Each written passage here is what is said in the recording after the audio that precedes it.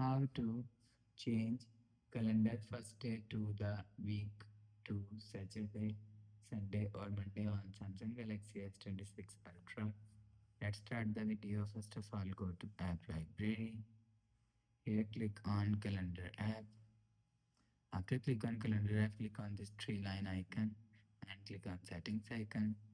Now in Calendar settings, you will see first option is first day of the week.